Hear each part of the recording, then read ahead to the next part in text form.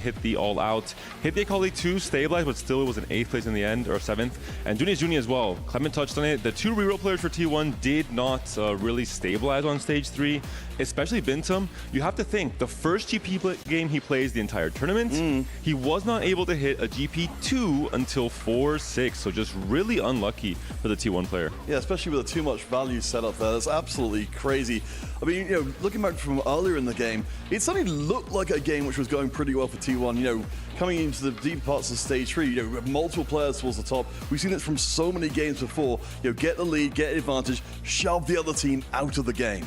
And Kian, as a reroll player, he usually is a player that has a 10-win streak coming to stage 4, playing Mundo Jhin, unkillable in the early stages, then falls off. In this game, he came into stage 4 at 50 HP on a loose streak.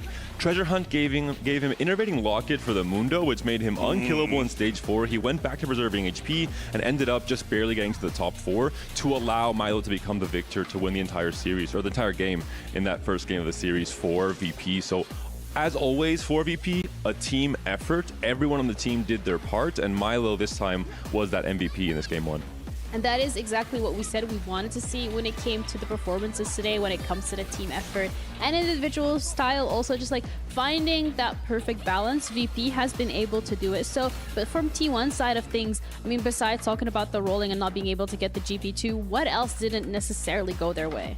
I think it's really just the reroll players, because if you think about it, the role usually is reroll players stabilize in stage 3, they preserve HP. The fast state AP players playing Sorks or playing Prodigies with Yuumi are the ones that come back in stage 4 and try and win the game, which happened here. But the roles were reversed. The players who preserve HP in stage 3 were the fast state players off of really good starts, and both Bintum and Juni were falling off early stage 3 and into stage 4 as well. So reroll players have to stabilize. This has been T1's game plan, not just this tournament, last year as well, and they weren't able to do it in this game 1. This is where their entire game plan kind of deviated and kind of started falling off in stage 4 and 5. It was kind of an interesting sort of facet to that whole discussion there as well. Seeing NCC going for the Cassante all-out, falling out in 7th place and ultimately proving to be, you know, what was needed for the team overall.